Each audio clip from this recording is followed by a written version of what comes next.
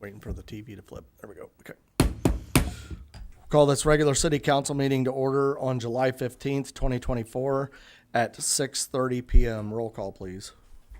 Mr. Eimer. Here. Mr. Bateman. Present. Mr. Sanders. Present. Mrs. McCullen. Present. Mr. Parrott. Here. Mr. Downs. Present. Mrs. Ross. Present. Mrs. O'Donoghue. Present. Please stand for the Pledge of Allegiance. Allegiance to the flag of the United States of America and to the republic for which it stands, one nation, under God, indivisible, with liberty and justice for all. Is there anybody who'd like to speak under public participation? Okay, for the record, there is no public participation this evening. We will start with the consent agenda this evening. Consists of 5A, payment of bills. Do I have a motion to approve? So moved. Second. Alderman Parrott made the motion. Alderman Downs, second. Discussion? Roll call, please. Mr. Downs. Yes. Mrs. Ross. Yes. Mrs. O'Donoghue. Yes. Mr. Eimer. Yes. Mr. Bateman. Yes. Mr. Sanders. Yes. Mrs. McCullen. Yes. Mr. Parrott. Yes. Okay, the next item up is item 6A, ordinance adopting amendment number 2 to the appropriation ordinance for fiscal year 2023-2024. So moved. Second. Alderman Parrott made the motion. Alderwoman O'Donoghue, second. Did Ms. Rolfs make it? Okay, I wasn't looking. I'm sorry. Ms. Rolfs second that. My mistake. Thank you. Mr. Conzo. Well, I think the amendment's more or less self-explanatory, but what we've done here is, I think I talked about this a little bit in the committee of the whole meeting, is within each fund or sub-fund, as the case may be, a lot of this is, or most of these are sub-funds within the general fund. We've taken where we've had to spend more money in some line items than we had initially appropriated.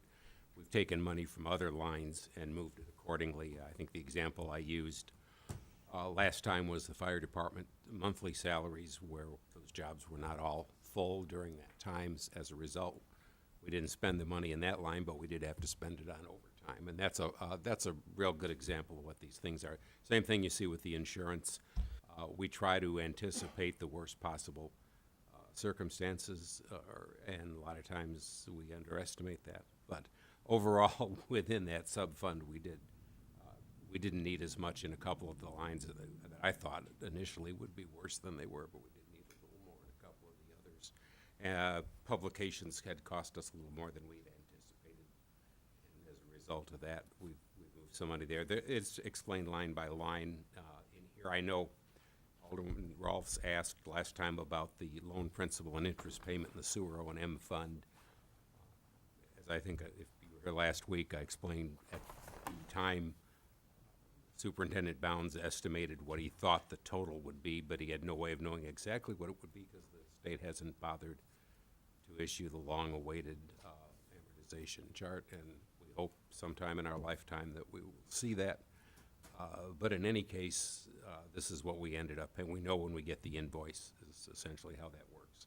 And so we have appropriated that from the total specifically to those lines. ARPA, there were some changes throughout the year as a result of that. We moved money around appropriately.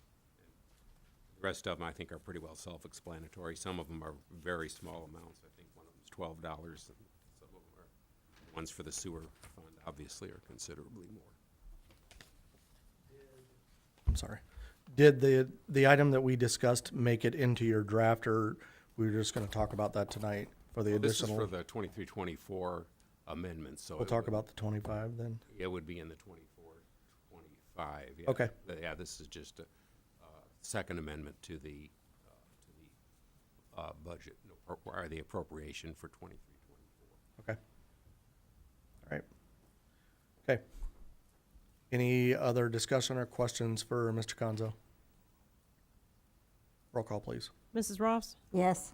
Mrs. O'Donoghue. Yes. Mr. Eimer. Yes. Mr. Bateman. No. Mr. Sanders. Yes. Mrs. McCullen. Yes. Mr. Parrott. Yes. Mr. Downs. Yes.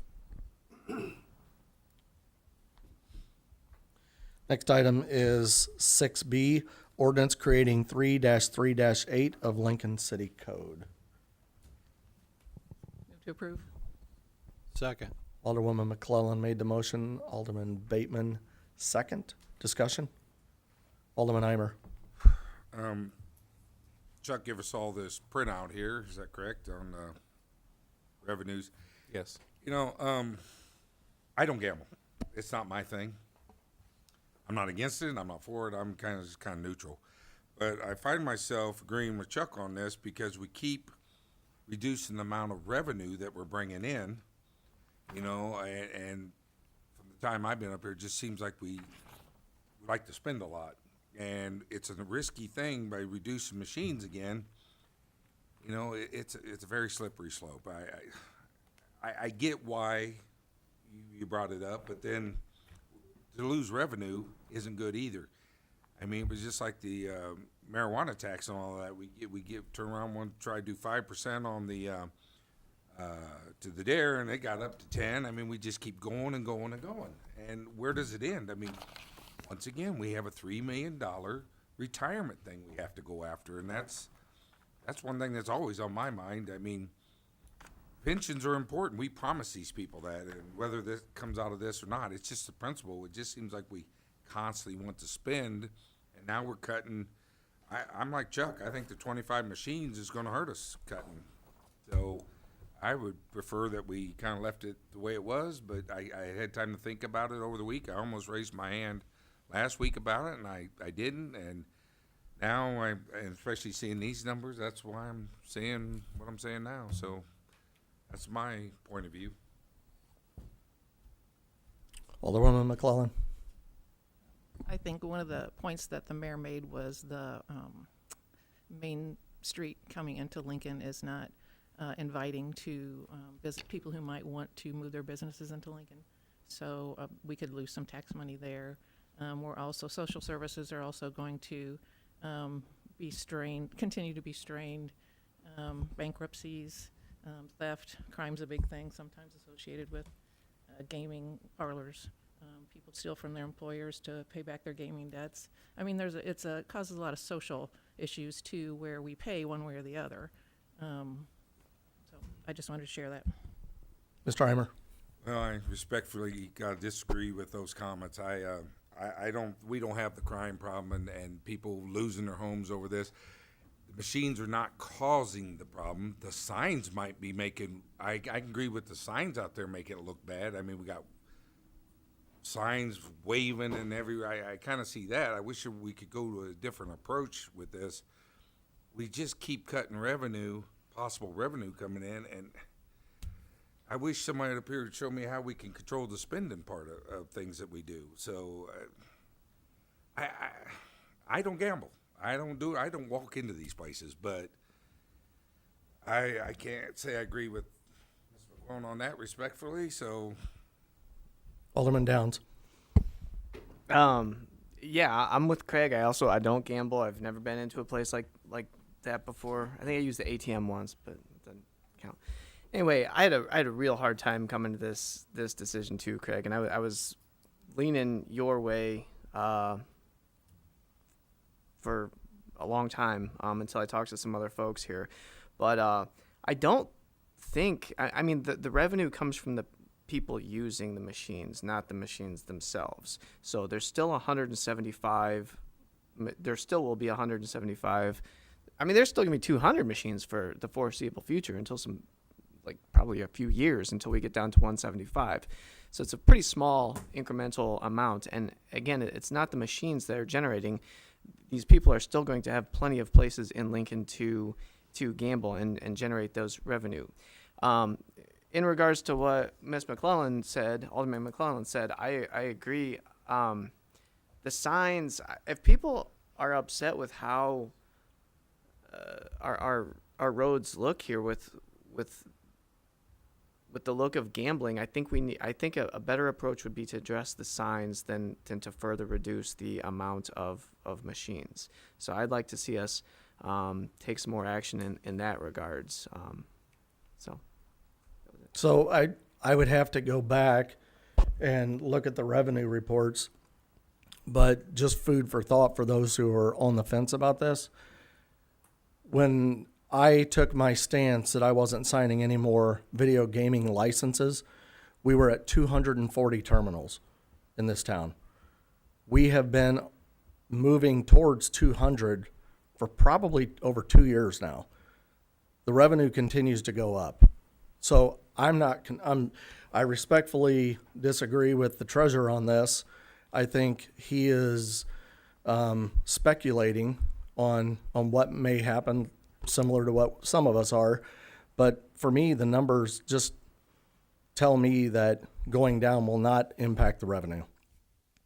And furthermore, I'm still not signing any more liquor license or video gaming licenses. So the request was brought to the council to try to get this codified. If the council sees it that we shouldn't codify it at this time, I absolutely respect that decision. Mr. Conzo, do you have your hand up? Well, yeah, And then Ms. Rolfs. I think it's, if you read the email that I sent out earlier today, I think it explains what I'm about to say, but just to add some clarification to that, I've seen this happen. Like I told, most of you know, I worked for the lottery for quite a while until I retired from there, and you did see the same kind of thing. You'd add terminals and you would add sales within a given municipality. Then you reached a point where you didn't. You kept adding terminals, and it just diluted the sales from the existing ones, and we could reach that point. I don't think we're there yet. I think the fact that we've had, if you compare this to what I sent out today to cities of comparable size, and I know there are other factors too, that our sales are quite a bit better than they are in places that have far fewer terminals. You cut it to 175, I guess you're going to know over a period of time, but I would be prepared to expect a reduction in that revenue. The fact that it didn't go down from 240 when it went down to looks like what we have now, 197, doesn't mean that it won't. There were other things that happened in there too, because we had some months that were very high following the pandemic, because the system had been shut down during the pandemic. And as Alderman Eimer pointed out, we keep finding new ways to spend money. I think we're going to talk about some more of that later today. There's only so much revenue you can cut back and still manage to pay the expenses that the city has. It's just as simple as that. I mean, there's been a lot of resistance to even minimal increases in property tax, and generally those of you who have opposed that are the same ones who want to buy every new shiny object that you can find to spend money on.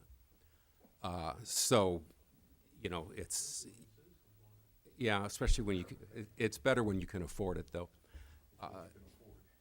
Yeah. I mean, you can want all you want, but if you don't have the money to pay for it, it's a problem. And I can kind of see this contributing to that problem. Ms. Rolfs had her hand up first, and then you can go, Ms. Troblet. Well, I kind of did a little bit of mathematical work with these, and I may have done it incorrectly, but if I look at the different towns, the number of terminals that are in each town, how is that the revenue related to that? Can you explain that to me, Chuck? Because if I look at Lincoln, we had 197 terminals. Right. And our revenue was $40,009.68, which meant that for each terminal, basically we made $203.09. Yes. Is that, I just want to make sure my thinking is correct on that. Yes, it's exactly right. Okay, so if I look at Rantoul, they had 80 terminals, and that came out to $250.84 in revenue. So what is the difference between, I mean, we got more, but we're making per terminal less. Yeah, So can you get into a ratio or something that says, hey, just because you've got more, that doesn't mean you're going to make more money? that's what I think I mentioned this last week to some extent, the point of diminishing return, and that's what I was talking about with the lottery terminals. And we don't always know what that is, but you get to that point and you've added terminals, or in this case, video gaming terminals, but the overall sales for that area aren't going up. So I don't know what that number is, but I don't want to, if you cut back too far, then the availability goes down, and a lot of people just go in somewhere and they say, oh, they got terminals, we'll spend a little time here. You know, it's not their So compulsion. if we tried it at 175 for a year or two to see if that really, because according to this, our revenue could go up. I'm sorry, Because to me, with the ratios that are shown here, there's a possibility you could make more money even with just 175 because it it's is, got to have something to do with, there's got to be something out there that says this is why. yeah, and it's not always easy to explain because even though like the populations of these cities that the municipalities have mentioned here are very similar, there are other factors, access to highways, you know, for example. You got Effingham's got 2 interstates and then 2 U.S. highways, 40 and 45, and 2 state highways that go through there. Where Canton has, you know, there's no interstate, there's no U.S. highway. There are 2 Route 9 and 1 other state highway that go through Canton. So that figures into it too. So it's not a predictable thing. It's kind of a trial and error thing, if you will. So we may find out at 175 that we're generating as much revenue, but we may find out that it goes down too.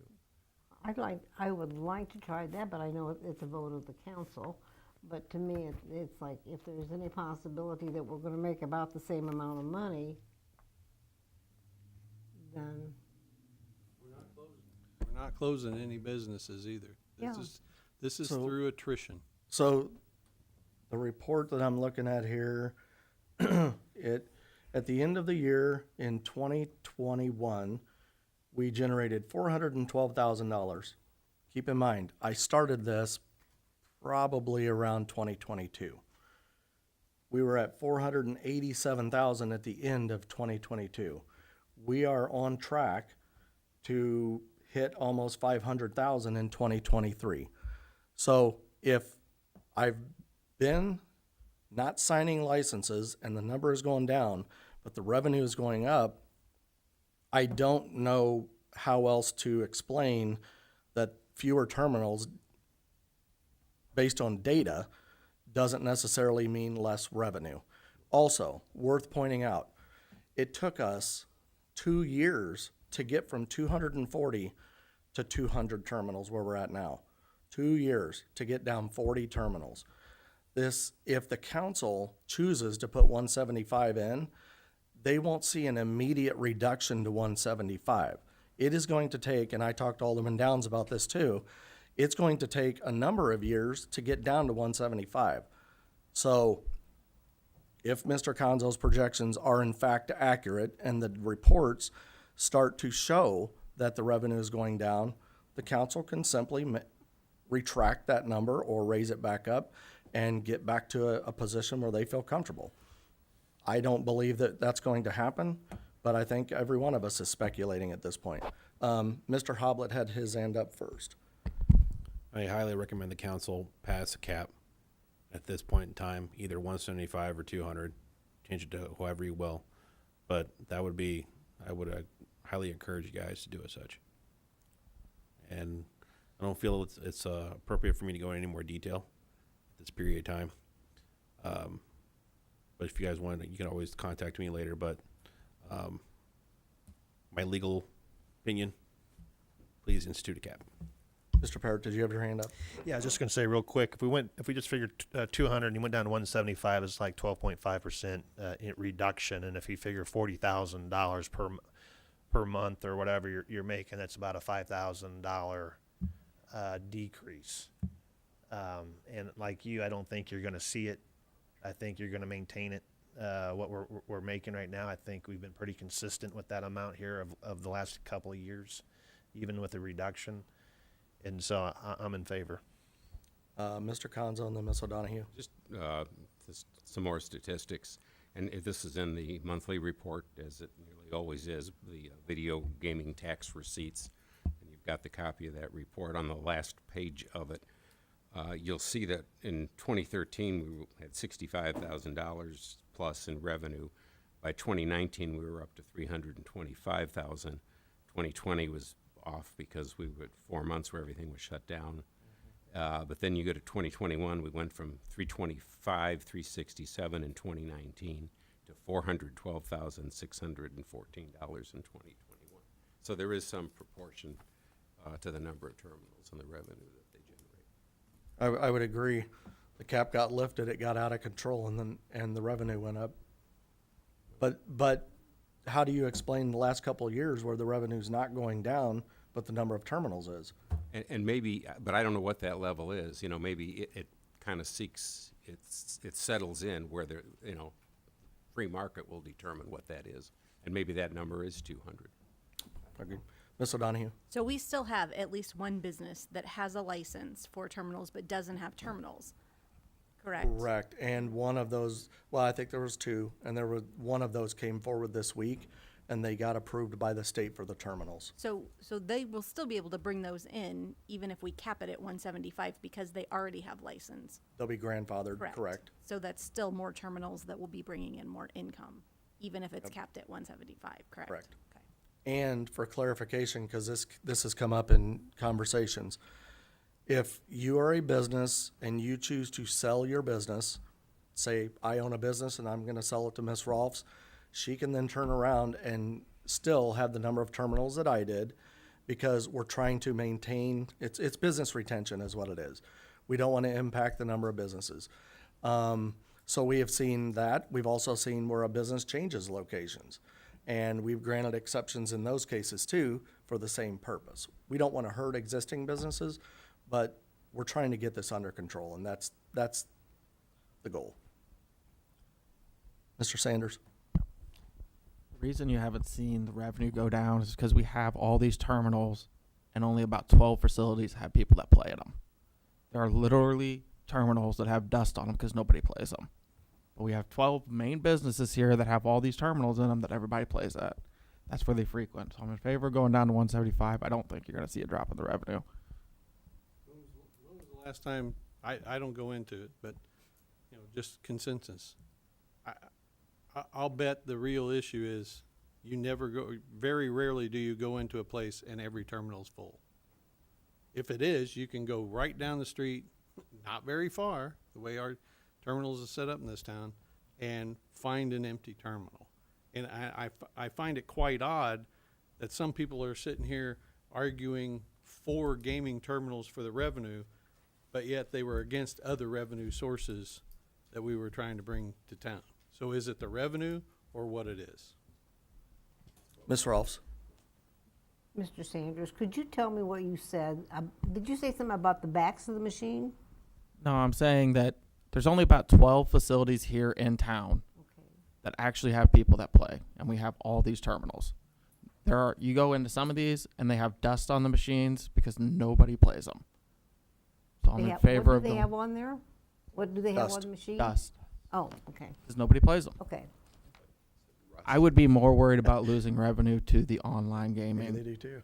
because it's on everybody's phone now. People don't play slots anymore. Yep. Okay, any other discussion on the topic? Okay, roll call, please. Mr. Bateman? Yes. Mr. Sanders? Yes. Mrs. McCullen? Yes. Mr. Parrott? Yes. Mr. Downs? Yes. Mrs. Ross? Yes, Mrs. O'Donohue? Yes. Mr. Eimer? Nope.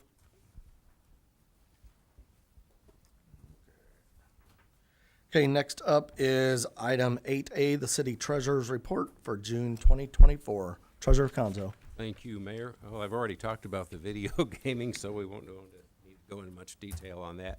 You see that the general fund balance starting to recover. As I think I pointed out, when we get to the end of the year, it's usually down. Purposes are considered part of that. You're up to almost 5 million, so we're about halfway to where we should be, particularly at the way that we've been spending money lately and some of the things that are proposed. So that's something we need to work on. I don't know how you're going to do that, but just for what it's worth, let me just go on record as saying that we need to build that fund balance. And we also need to be able to pay our pensions and some of the other bills that are before us. You see the summaries of the pension funds. We're usually about a month behind on getting the information from the consolidated pension fund, but with the police pension fund and with the fire pension fund, we did see an increase at the end of May over what we had in April. I go through all of these, probably not need to go into great detail on these. Municipal sales tax and the state use tax. We're up a little bit from where we were a year ago. A lot of that's going to be due to inflation. Things costing more, you're going to pay more tax on them. Same thing with the non-home rule sales tax. Keep in mind that that non-home rule sales tax goes into the capital project fund, which we use for a lot of it for streets and alleys, and improvements in those things, streets and sidewalks. So the other thing that's going into that as of a couple of years ago is part of the video gaming tax. So there is a potential there that that revenue may decrease in the months ahead. State income tax, we're up there by about about $80,000. I think a lot of that has to do with filing times. People filed earlier this year, I think. That, has a lot to do with it. We'll see how that goes over the period of time. Motor fuel tax, we're just about where we were a year ago, year to date, from January through May, which is the last month of liability for which we have received the proceeds. And video gaming tax speaks for itself, and I covered that previously. If there are any questions, I'd be happy to answer them. Questions for Treasurer Conzo? Okay, thank you, Mr. Conzo.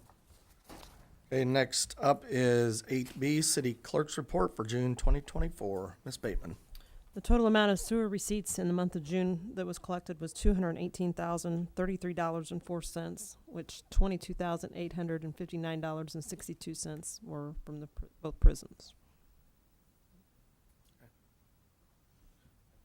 All right, anything else? Okay, thank you.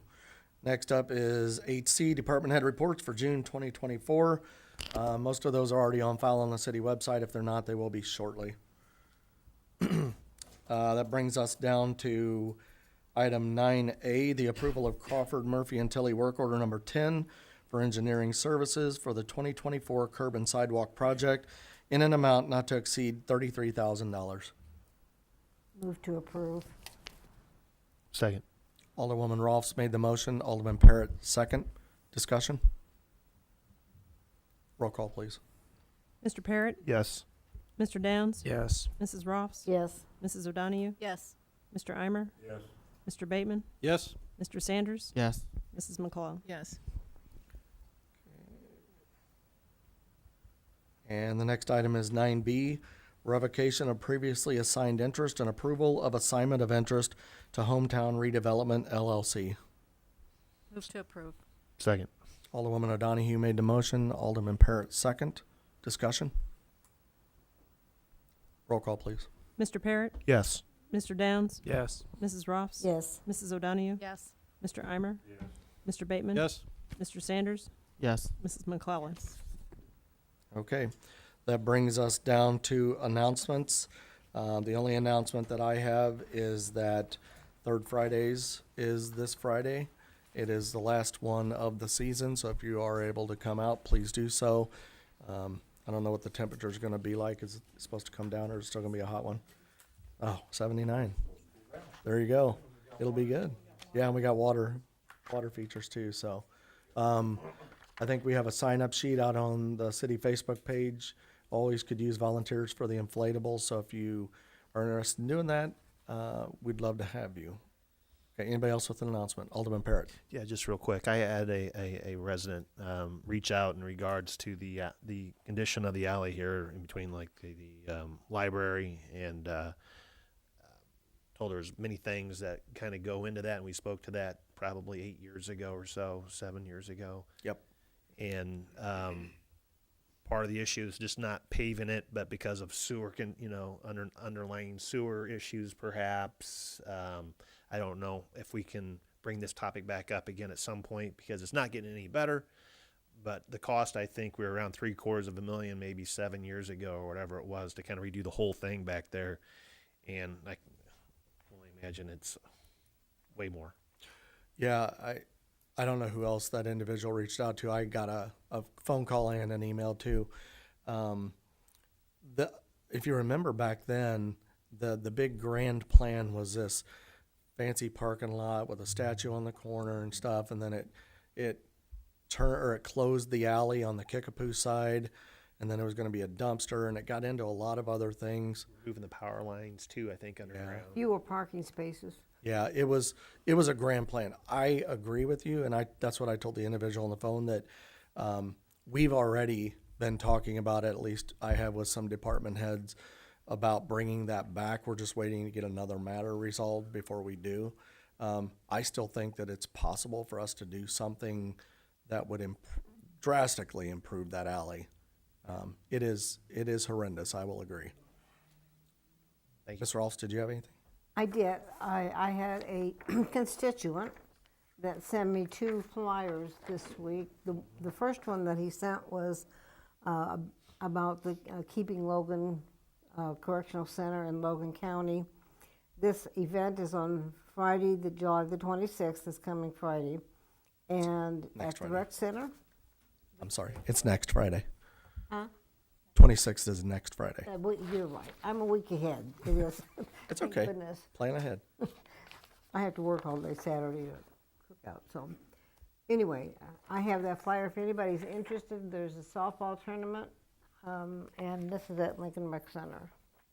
And the other one was on the food drive that is at the Lincoln Logan Food Pantry, and it has information for the 26th also about items that are to be collected. So I can leave those up here, and we can have them available to put them on.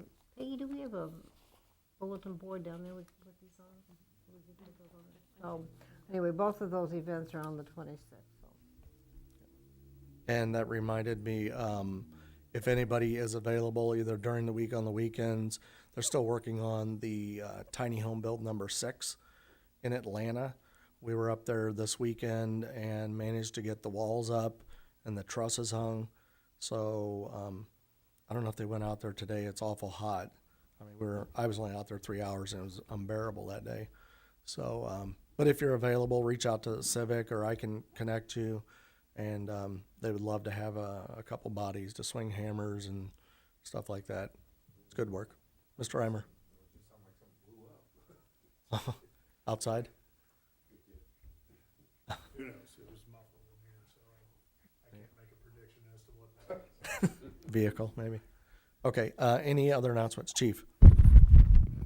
I have 2 announcements, good news and bad news. Bad news first, going along with what the mayor was speaking about, with the tiny homes. Last week, a burglary was reported to a trailer at the Veterans Commission, the old Hope on St. Fifth. Clair's, Hope on Fifth, thank you. I'm sorry. The trailer was broken into and a lot of tools were stolen. And these tools are marked 2x4s, in quotes, to help identify them or identify the owner of them. This is the same outfit that is working on the tiny homes. So the police department would be more than happy to take any information that we can to help get those tools back to who they belong to. And anybody willing to report information that they have can reach out to Crime Stoppers of Lincoln and Logan County. You can remain anonymous if you wish to do so, and a cash award will be given if that information leads to an arrest. So for anybody listening, please help out and get these guys their tools back, because that's a terrible crime. It was about, I think they've estimated it's up to about $5,000 loss at this point. Yeah. Yeah. A lot of Milwaukees. Yeah. Very much so. Second announcement is I'm happy to congratulate the Mount Pulaski Hilltoppers Shotgun Sports team again, this time on placing second in the nation at the Clays competition out in Michigan this past weekend. They actually tied for first, but the tie was broken with a reverse run. Basically, the team that missed their first target, that's how the tie was broken in a simple way. So congratulations to those folks. A lot of Lincoln public school children and high school age kids participate on those teams. So that's good news. Yep, good Yeah, news. great. Okay, anybody else have an announcement? Okay, I'd like to ask for a motion to go into executive session under 2C5, purchase of real estate. Motion. Is there a second? Second. Alderman Eimer made the motion, Alderman Downs second. Roll call, please. Mr. Downs? Yes. Mrs. Ross? Yes. Mrs. O'Donahue? Yes. Mr. Eimer? Yes. Mr. Bateman? Yes. Mr. Sanders? Yes. Mrs. McCullen? Yes. Mr. Parrott? Yes. Okay, we're going into executive session at 7:06 PM. There will be a public hearing that will follow our executive session when we come back.